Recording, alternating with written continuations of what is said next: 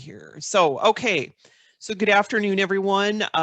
We are here today for taking control with project management software. Today's presentation is hosted by the Prairie Communicators, which is North Dakota Professional Communicators Southwest District based in Bismarck. My name is Sarah Mutter, and I am the Southwest District Chair. For those of you who aren't familiar with the North Dakota Professional Communicators, our membership is made up of individuals employed in all aspects of communications. We work for businesses, nonprofit organizations, and government agencies. We've got some small business owners and freelancers. All of our members are committed to the advancement of communications professions, the exchange of ideas, and the recognition and encouragement of our organization's membership. So as I said, I've got a couple announcements before I turn things over to Justin. So North Dakota Professional Communicators is currently accepting entries for our 2022 communications contest. Entries must be work produced in the 2021 calendar year. So if you'd like to get recognized for your communications work, the deadline for those entries is February 9, 2022. And you do have to be a member of our national organization as well to enter. Speaking of our national organization, save the date. The North Dakota Professional Communicators are hosting the 2022 National Federation of Press Women Conference on June 23rd through the 25th in Fargo, North Dakota. Well, NFPW's name is a little antiquated. For those of you who aren't familiar with us, the organization has been around for more than 80 years. The conference's speaker lineup is focused on ways professional communicators can adapt and achieve success in our constantly evolving industry. Today's meeting is part of a series of statewide virtual meetings open to all NDPC members. These meetings allow our membership to learn from individuals outside their local community. Today's virtual meeting, like I said, is hosted by the Bismarck Group. Next month, I believe Grand Forks District is hosting, and I don't think Taylor's on here yet. If someone from the Grand Forks District is on and wants to share in the chat what the plans are for the meeting next month, you're welcome to drop that information. And I don't see Jill on here either. The Minot District, which is the district chaired by Jill Schramm, is hosting in March. If you are interested in face-to-face rather than virtual, next month, our chapter, the Prairie Communicators, is hosting a face-to-face meeting at the Normandy building in Bismarck. It's going to be on simple video production, where will be a show and tell session hitting on the tools, tips, and tricks of the trade for video messaging. More information on the communications contests, the national contests, our statewide virtual meetings, and next month's face-to-face meeting hosted by our chapter are all available on NDPC's website. I will drop a link in the chat for those of you who aren't familiar with the organization. Just a couple of quick tech reminders. As I said, I've muted folks to minimize background noise so we can keep the focus on Justin's remarks today. If you do have questions, you're welcome to drop those in the chat. You're welcome to unmute yourself and turn your camera on and ask questions. We just ask that when you're done, you turn those back off, like I said, just to minimize background noise.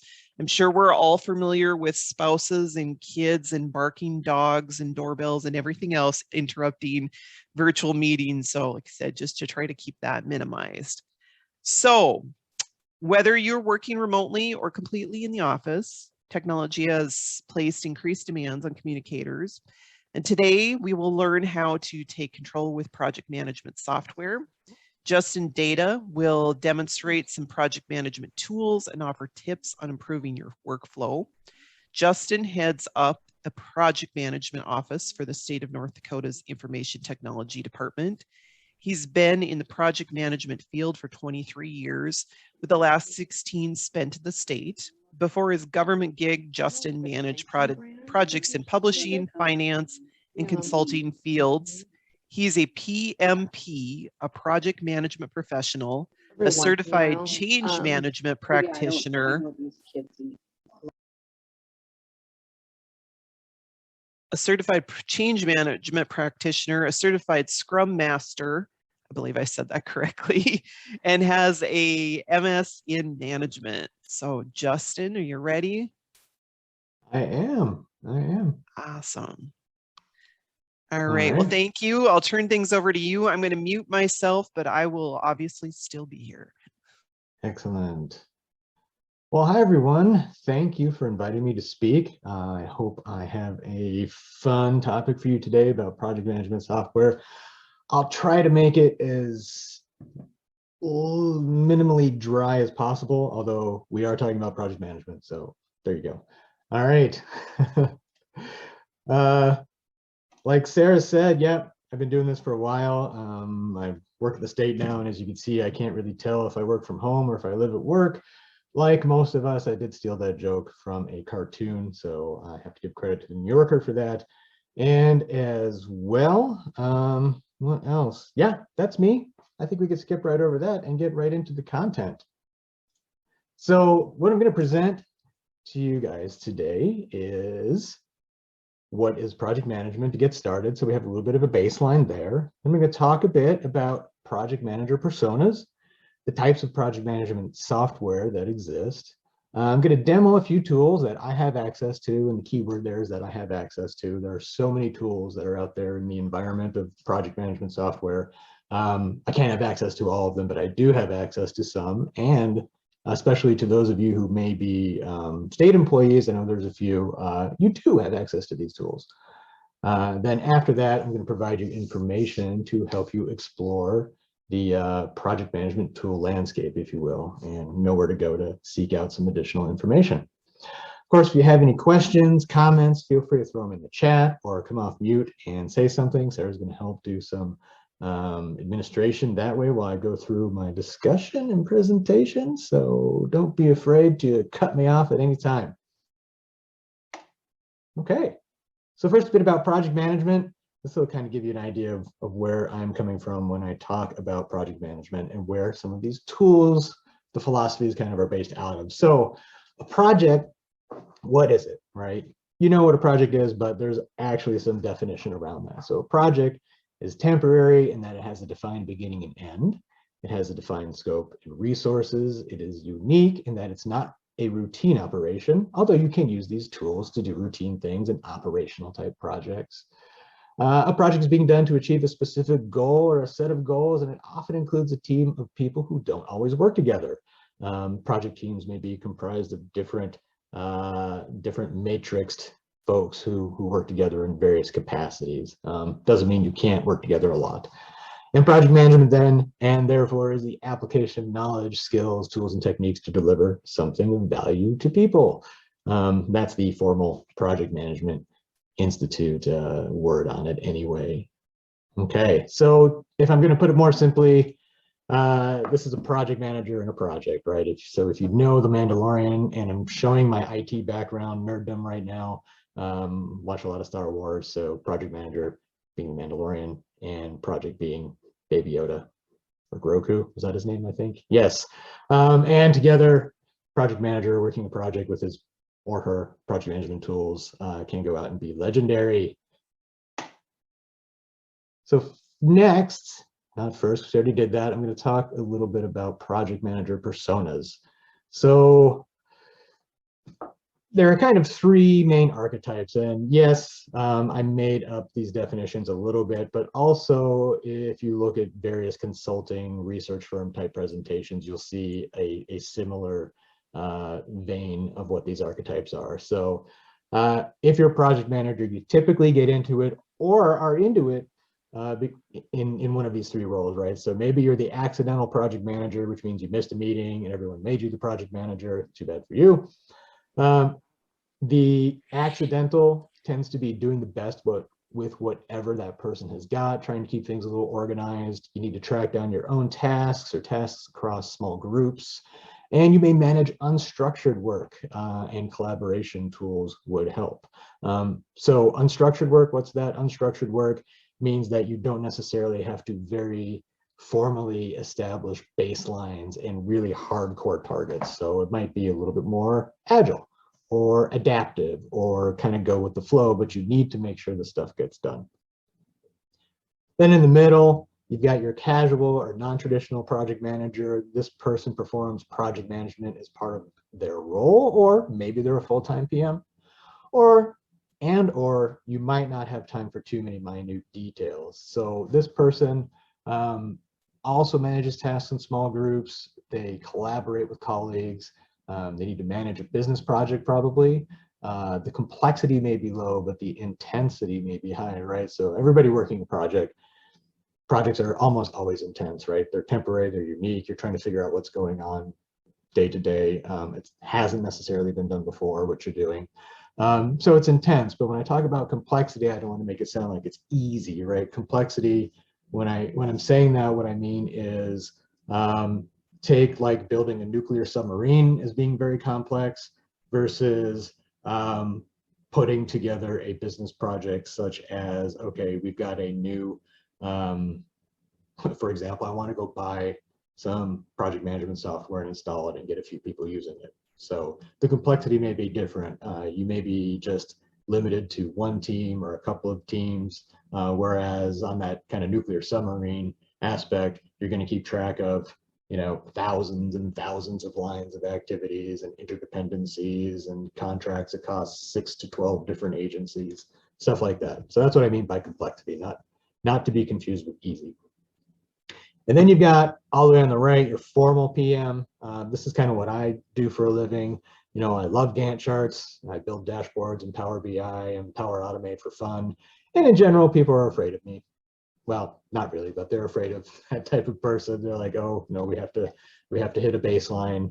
We have to set goals and targets and meet them. And they're going to constantly be following up with me and drive me insane. The projects in this environment tend to be more complex, tend to follow very specific processes. Reporting can be very formal and data heavy and may include program and portfolio tracking, resource projections, portfolio prioritizations, financial scenarios, all sorts of like crazy big time stuff. So those kind of three types of project managers you run into most often, I guess. All right. So there's tool types that have evolved to address these different types of archetypes. And I'm going to focus on Microsoft tools because at the state, we love Microsoft. We are a Microsoft shop. Well, love. I'm not going to be a Microsoft apologist to you guys. All right. Microsoft has its flaws. Don't tell the governor I said that, please. But Microsoft does have a large environment of tools that people can use. So, and everybody uses Word, or almost everybody uses Word or some type of Microsoft tool.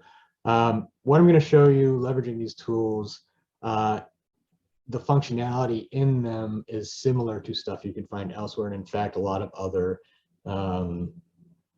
companies provide it just as well or even better, because Microsoft, while they were focusing on that formal PM and, highly processed, highly financial driven, highly data driven project management, all these other vendors over here kind of snuck up behind them and said, there's a huge market of people who, run PR firms, do marketing, communications, and need to do small business projects and medium-sized business projects that you're ignoring. So we're going to build the tools for them.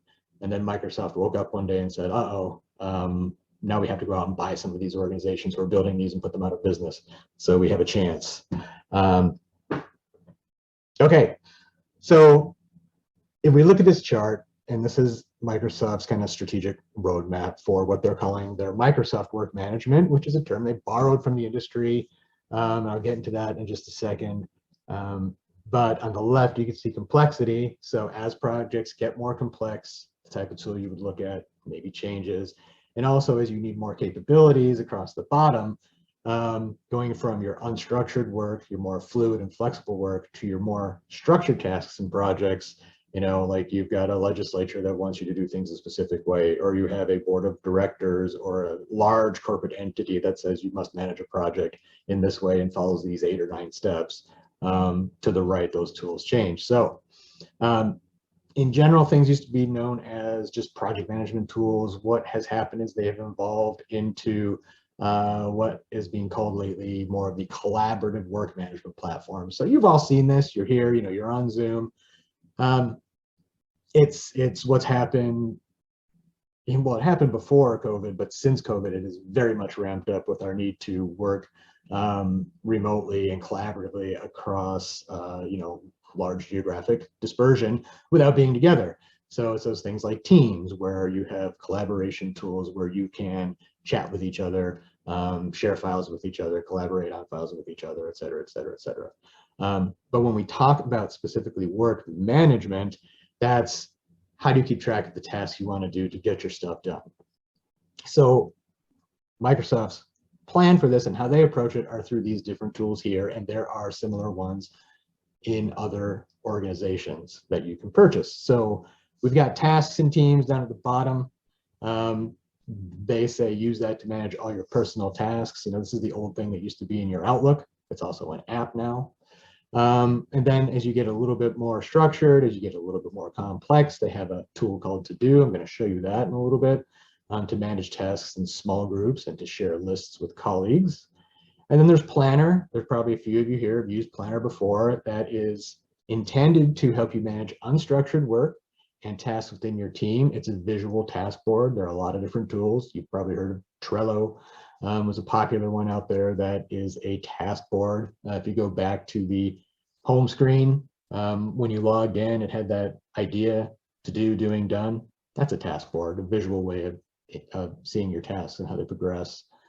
And then they have Project for the Web. Now they've built Project for the Web as a response to a lot of these vendors that have kind of gone past Microsoft in their old competitive sphere and targeted towards the people. They've targeted the tool towards the people like who are on this call today, right? So kind of that middle zone where you're not, managing that project as the super formal PM necessarily. If I'm wrong, just yell at me in the chat. But you're not doing something that's so easy you can only get by with just a to-do list or a couple sticky notes on your desk, right? That's all that huge group of business people in the middle. And then as you get super complicated, they have Project Online, which is Microsoft Project, which is a word that instills fear in everyone out there if they've seen it and used it. And then a new thing they haven't developed yet called Project Resourcing in Microsoft Dynamics. Okay, but we're not going to focus on that. We're going to focus on the middle, kind of that Planner and Project for the Web. Okay, so I said the word, or I'm about to say the word, collaborative work management. So Microsoft called it Microsoft Work Management. That's their branding of the whole environment of collaborative work management. These are the tool sets, right? So the software allows for, so if you buy into Microsoft or you buy into another vendor, these types of tools, if you search the web, and I have a list at the end of this that you'll see and you'll be able to leverage later, vendors that provide the software that is collaborative work management that allows for task and project planning, creation and sharing of content and artifacts, documents, deliverables. They usually have pre-built and custom templates that you can use to collect input, like forms. They provide team and project workspaces that pull together various relevant information. Think of like your team space, right? You can collaborate with others remotely to pull in discussion threads or other relevant information. Real-time interactive reports and dashboards. So you click here and you see the real-time status of things, how things are going. Notification reminders and customizable, big word for today, customizable event triggers. So if somebody does this, an email gets sent here, that type of thing. Custom workflows and scripts to automate sequences of action. So this is, probably things that are a little bit more expensive. There's always a tier when you buy these particular tools. So maybe your entry-level one doesn't provide all of this, but your mid-level license provides a little bit more, such as a custom workflow. Conversations, social features around task projects and work content. So can you not only post a discussion to your team in general, but can you post a discussion against an activity or a to-do or a deliverable? customizable interactive views and reports for different stakeholders and different types of activities. So those are security roles. Like a lot of the tools will have security roles. If I am this type of worker, I see this information. If I'm an executive, I see this type of information. So a little bit more. A couple other key things that collaborative work management tools provide are curation and reuse of previous plans, list, data definitions, reports, and dashboards. So you can take a template of something you've already done and make it into a new project. Integration with other tools for comms, information sharing, content creation, or transactional context. So a lot of tools out there will interface with any other tools that you might have. For example, if you get, I don't know, tool X, Y, or Z, can you import your list of employees from your Active Directory that holds that information in your corporation? And pre-built work templates for specific functions, roles, or vertical industries. And that's important because some tools are actually geared towards specific industry verticals, or they have evolved from being developed in a particular vertical industry, and their tool tends to have that flavor baked within it.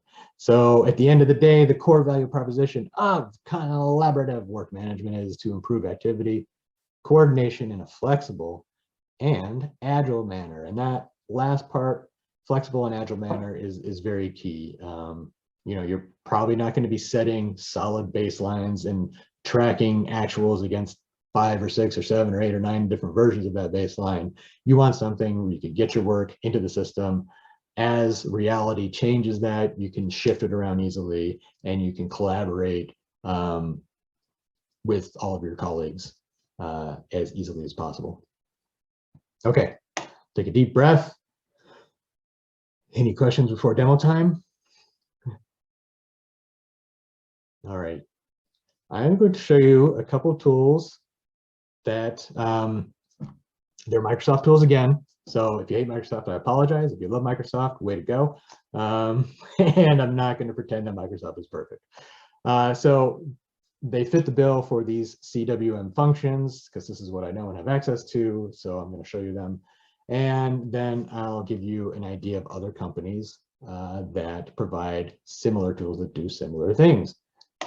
So the things I'm going to show you today are Teams, and this is going to be very quick. I mean, you could spend hours and hours demoing these. So I'm going to give you a flavor, an idea of what Microsoft is cooking up and what the industry is cooking up for these types of tools. And then you can go kind of find your ingredients later. So Teams and Teams channels.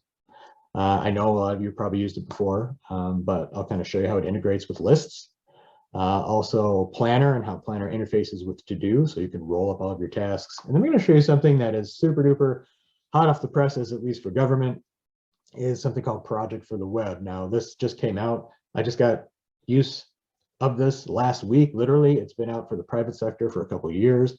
But this is Microsoft's version of a collaborative work management tool. And I think that one is going to be pretty interesting to see too. Okay, so with that, I'm going to pull down a browser, if it lets me. Okay, and then we're going to take a look here. So if you've seen Teams, this is very familiar looking. If you haven't seen Teams, this is what Teams looks like.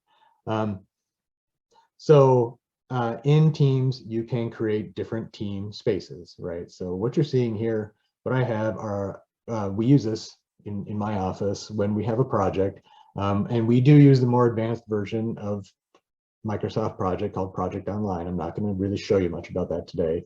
Well, actually, I am. I'll show you that it gets very complex in that, you know, we manage our literally $500 million portfolio of work in it. And you can have many, many, many projects. Each one of these projects has hundreds and hundreds and hundreds and hundreds and hundreds of lines in them. We manage our budgets in them, and we create all of these nerdy dashboards where you can see that stuff and parse it out. We're going to make this simpler.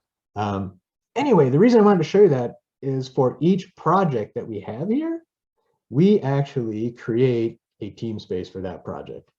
And in that team space, we use that for our discussion, our document collaboration,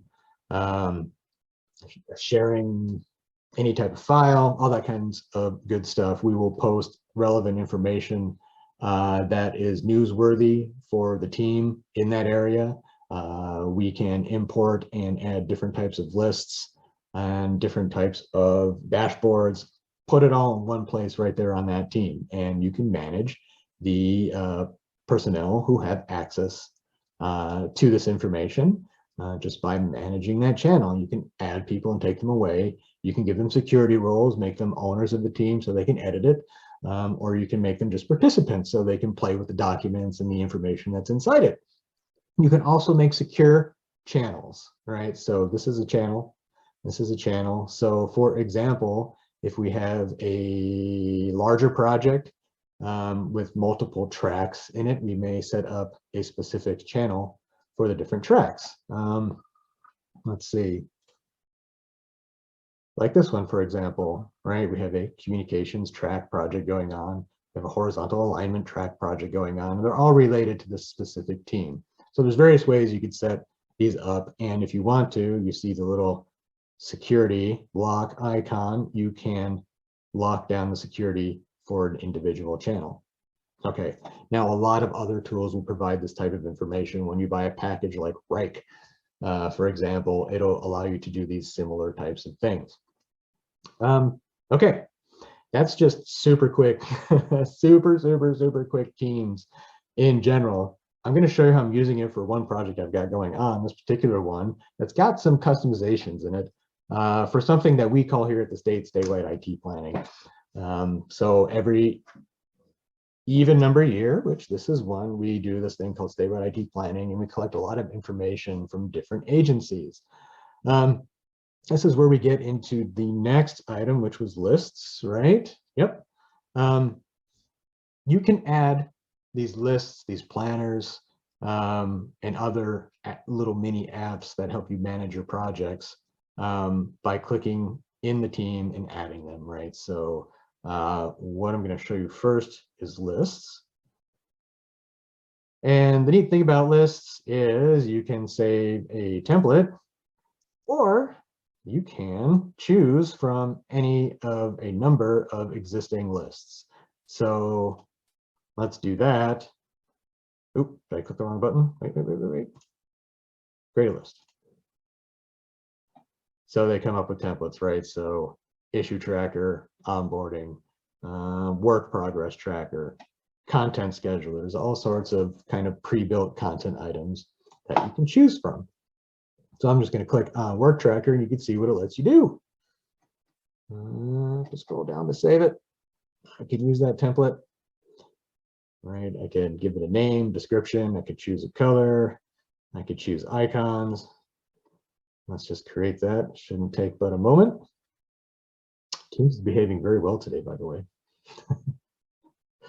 And you can see here, you can add your item, right? And it has different types of statuses that you can put in here. Let's say it's not started. Okay, we have some dates that we want. We have categories. We can add, and you can customize all of these in various ways. So we'll save it, and you'll see that it saves that item. Scrolls across here. You can also add and customize your column. So you can customize it for the types of data that you're interested in. For example, for this particular project I'm working on, it's all about collecting goals and objectives and accomplishments at different agencies. So I'm working on creating this customized list using the app that I just showed you. And you'll see all of the information is different, but this is stuff that I need to track.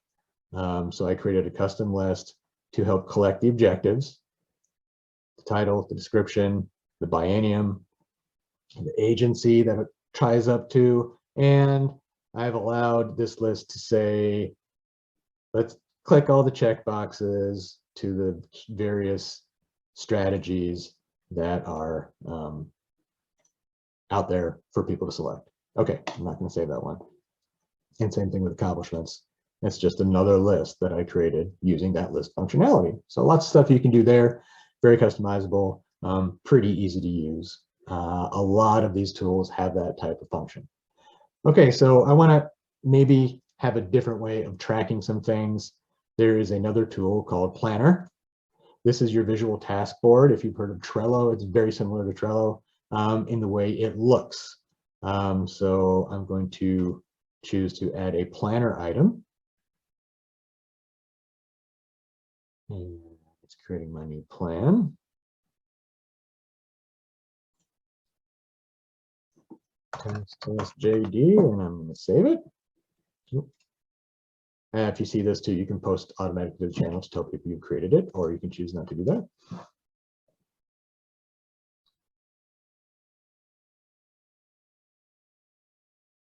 All right, easy peasy, add tasks.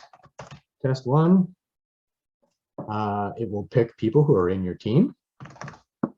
So I can pick myself. I can pick anyone who's working on my team. I can pick multiple people who are in my team. I can set a due date.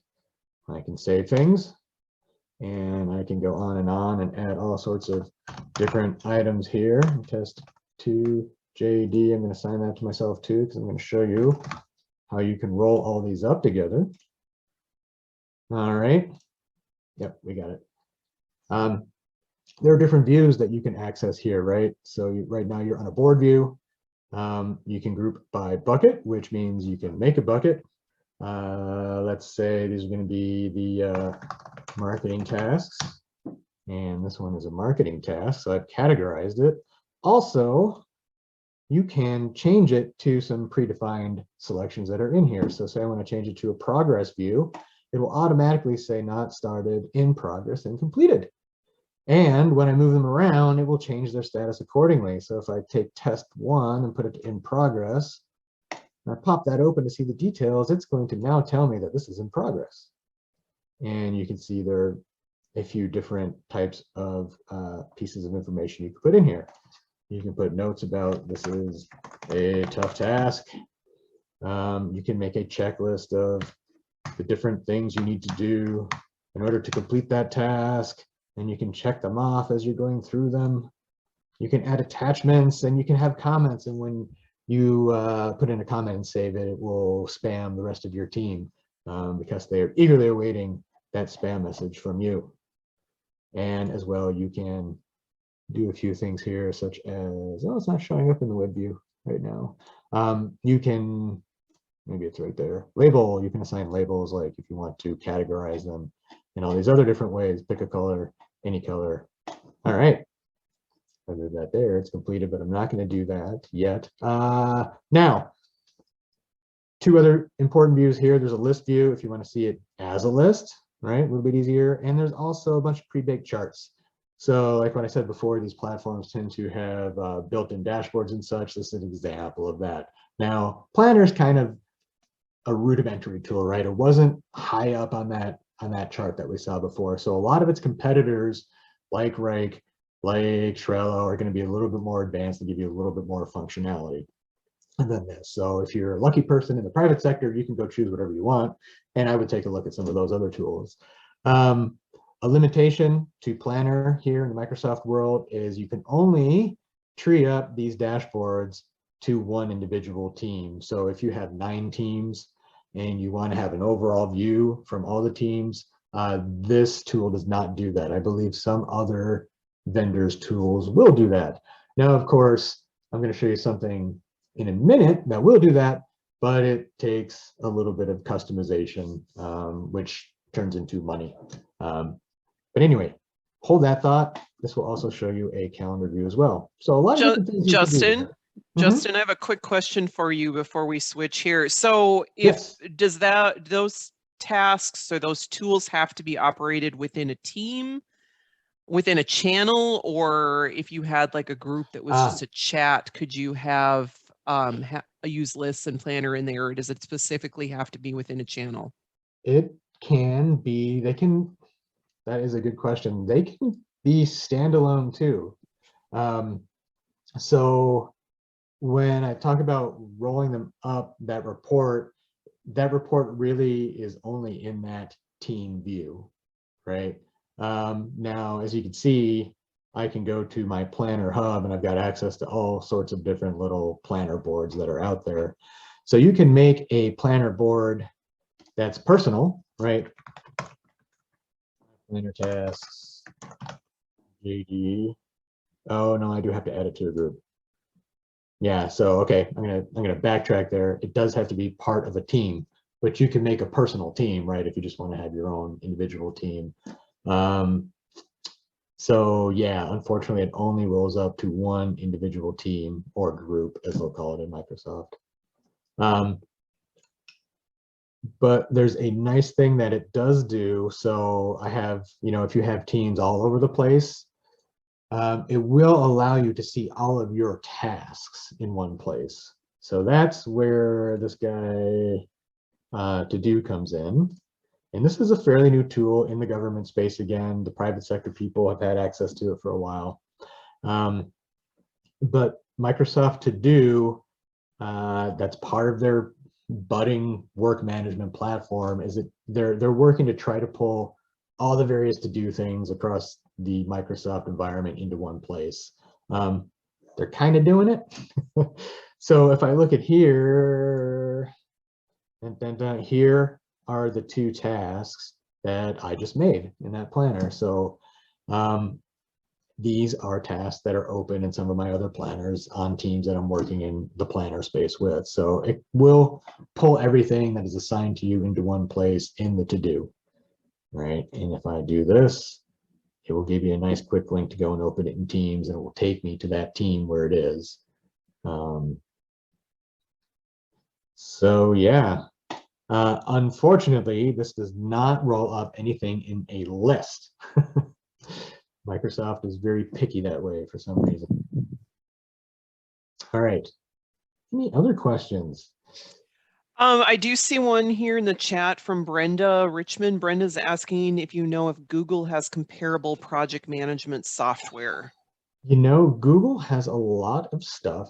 I don't think they have something quite as comparable to this. They do have, I believe, some list functionality, and of course you can share a lot of your, you can collaborate on documents, and they have Google Spaces, for example, or whatever they might call it now. They might have changed the name.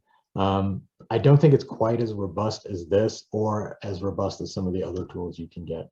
But I'm not super familiar with Google, except for my personal use. And Google, if you were going to do research on these types of tools in the professional space, or look at other entities that use them, usually entities use Google when they really hate Microsoft so bad they just want something else. Okay, so we did list, we did planner, we did to do. A quick little tour of project for the web. So I showed you this kind of semi-ugly, thing that we use in my office to do our very structured work. Well, this is Microsoft's new response to that, to make that tool easier. Now, why would you want that tool to be easier? Well, because it does provide a little bit of more advanced planning capability. So I'm putting up here a test project that I put in, and you can see it does a little bit more. It will grab some ideas from Planner, and it will grab some ideas from that more advanced tool, and it's going to make them a little bit more accessible to the normal human. Okay, so when you open it up, it's a grid or it's a list. It looks like a list. You can go in here and you can easily add tasks, right? Add a task, and I can assign it to me or anyone else who's part of my little test team here who I'm demoing this with. And remember, I just got access to this last week. So I'm figuring it out too. So I've got this nice little task view. I can also quickly see it in the board view. And same kind of thing. You can do it by progress. You can customize your buckets. You could take a look by finish dates, right? How far are things going out?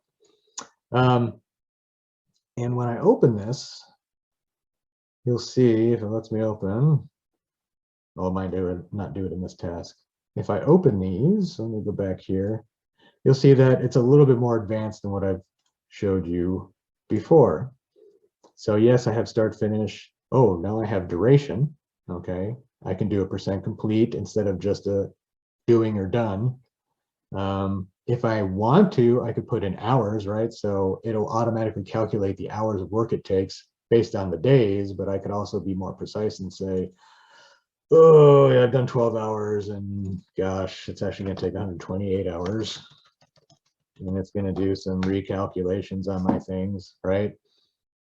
Oh, depends on, I can add dependencies. So if a prior task needs to get done before this one gets completed, I can make some of those connections too. So you can see it gets a little bit more advanced than what you did in Planner, which doesn't have all of that. Oh, and I can add an attachment also.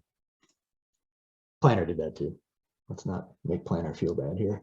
And I'm going to close it. And I'm going to show you the timeline quick. So this is a more graphically appealing Gantt chart, right? So it gives you that nice timeline view. As you add your tasks, you can see how they kind of are spread out in relationship to each other. So like I just mentioned, dependencies, it does some of that semi-advanced stuff. Let me go here and I can drag that here. Oop, where is it? Where'd it go? It's way back there. You have to be able to see it first. So I can say that this puppy here is dependent on that one, and it will schedule it out for me like that. Okay, and you can zoom in and out. So it gives So you then if something is completed sooner than expected, then does it adjust the timeline then automatically? It should, yes. Let's see, open details, and let's make it complete today. Where'd it go? Where'd it go? That's gonna make me do, okay, 100%. I finished today, darn it. Oh, look, I got an award. It gave me a check mark. Good job, buddy. And it did not pull it in automatically. So yeah, I guess I would still want to go in and adjust that. Oh, but you know what I probably didn't do? Adjust these too, right? So again, I just started using this last week. Okay. And we can add notes, right? So as you're doing work on this, you can see different notes. Okay. We've got a couple more questions in the chat. Yes. So Kirsten is asking, where does SharePoint fit in the Microsoft work management spectrum? Yes. So SharePoint's kind of the foundational engine for some of these things, right? So when I was on Teams here, I'll show you something interesting. Well, maybe interesting to me. And that is open in SharePoint. And a lot of these, you'll see this, open in SharePoint. And all that does is it takes you out of that Teams frame and it goes to just a basic web browser environment. What happened there is actually all the team stuff is built on SharePoint. So that's kind of like the technology engine that runs it. When you create a list in that list app, it's making a SharePoint list. So a lot of the functions that are in here are kind of, Microsoft made it easier to create a lot of the things that you used to be able to do as an administrator in SharePoint. So it put a nice UI around it. It improved the functionality and made it much easier to use. So that's kind of that. So if you know, kind of SharePoint and Teams, they're almost the same. They're kind of the same thing. Just Teams is this new wrapper around it. Now, project for the web. Here's what's happening to these tools. As you get the more advanced and newer tools, Microsoft, you'll hear them say Power Platform is kind of their new thing. So they're taking a lot of their existing applications and they're slowly kind of rebuilding them into this thing they call the Power Platform. And when they say collaborative work management, they're using that Power Platform to connect a lot of the apps with some out-of-the-box code, right? So that's a great segue to, you know, project for the web. Right now, there's no way to see all of your, so if you have 10 projects, there's no way to see the 10 projects and all the tasks that people are assigned to rolled up into one place. You can see all the projects, like on this home screen, but there's no to-do list where I can see what everybody in my organization is assigned to, or everybody that I'm part of a project with is assigned to. What Microsoft is doing is saying, we have the Power Platform, and you can get a Microsoft developer to spend lots of money to develop that for you, basically. Probably in a few years, it'll be easier to create that. Long answer for an easy question. So what this is probably going to go even further then. Danielle is asking if you've got any advice on being a project manager of vendors, especially when they use different software than your internal marketing team, or if you have thoughts on what can be more effective for vendor project management than constant email check-ins. Yeah, that's a good one. That's a perennial problem. So what we have done in my office and at the state, and of course we have the luxury of certain laws that we can say, oh, well, it's the law, so you just have to do it and don't bother us, as we make people use our system. Well, let me clarify that. We use our portfolio project management tool as the official system of record, along with the our team space, right? So we do have some laws about records retention, so we leverage that to say, hey, you can use your tools, guys, and you can do whatever you want in your tool, but ultimately the main system of record, the one that is the one giant swimming pool of truth for this project, is going to be the tool that we use, whether you like it or not. And we kind of put that in the contract. Because you can add someone outside your organization into a team, correct? You can, yes. Yeah. So, if you're in the private sector, it's super easy. It depends on your corporation's rules, of course, but it's pretty simple. In state, it's a little bit more complicated, and there's a few more rules around it, but we can get outside people access to our teams. So we have that on a lot of our big projects. Okay.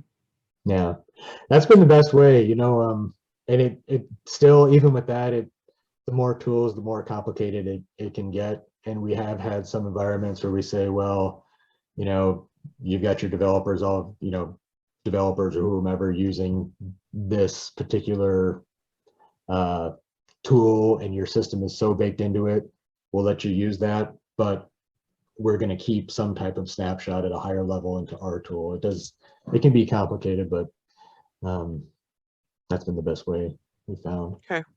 Okay, we've got about 10 minutes left, Justin, so yes. Well, let me get out a demo. I could rip through these next couple of slides. Just going to tell you about the landscape, right? So what I showed you, yeah, it's Microsoft heavy, but any of these vendors can do this in some way, shape, and form. So this is research I got from Gartner. I'm not sure if I'm supposed to share it, but I'm sharing it anyway because I'm such a nice guy. So you can see who are the big players in the field over here in the active deployments. Keep in mind, this is 2 years old. They really only refresh these every like 2-3 years. So this is the most recent research available, but you'll probably see people, right? A lot of people, especially in marketing, have used Rike or want to use Rike. Monday.com. I can't pull up YouTube without having 5 Monday ads come up on my screen. Trello, Confluence are very popular. And some of these also kind of have tools, like Clarizen also has, they have Clarizen 1 for the mid-range, but they also have other tools and systems that may provide, the super hardcore nerd project manager tools as well. I'll share this presentation afterwards, and you can send it out, Sarah. And these are links, so you can get the links to each of these sites if you want to see who's out there. Thank you. But these are the top vendors as of the end of 2019. And another quick note, I'm going to skip this one. You can see it, but just to tell you, I'll point out this. Most common deployment size, less than 100 users. It seems like a pretty good sweet spot for a lot of organizations. And looking for a platform, here's some advice. Establish specific use cases, make sure you know what you're getting into, address governance questions, right? Make sure if somebody needs a certain security role that you buy a tool that has that role, because they might not tell you that up front. Here's a good one. Start with deployments in which working transparently and collaboratively is already the norm in your organization or in that particular area, because these tools are intended to increase collaboration and increase transparency. And if you've got people who are hoarding everything and don't want to share, it's going to be like 2 difficult projects to overcome at the same time, right? So start with a success and then use that as a shining example to copy and paste it onto other areas of your organization. Let's see, test vendor readiness. Oh, start small, get bigger. Select a vendor from a short list. You guys, yeah, that's pretty common sense.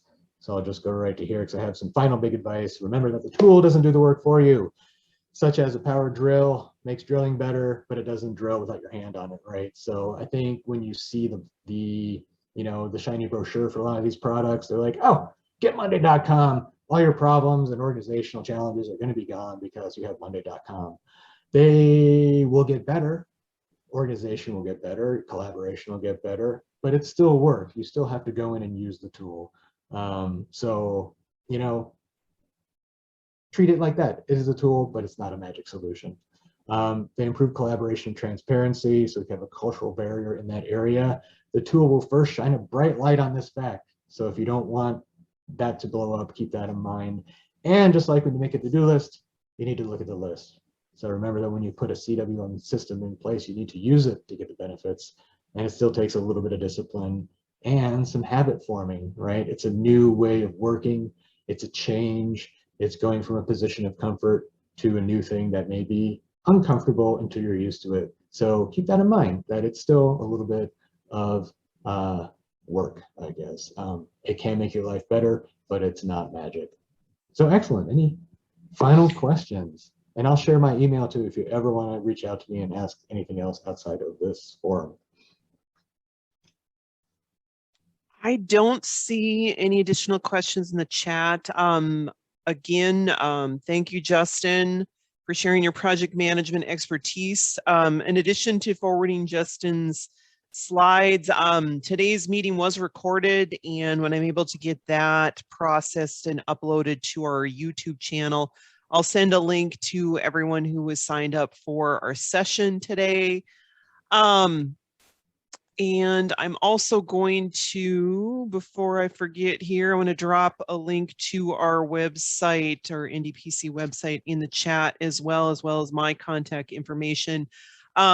Links, or again, if you go back out to our website, you'll see information on all the activities that I mentioned before we started today, our upcoming national conference, communications conference, additional upcoming meetings. So, and if you have questions about anything, you're also welcome to reach out to me. So I don't see anyone else's comments or questions, so I'll let you go. And thank you for everyone for participating today. Appreciate you, Justin, for sharing your time with us.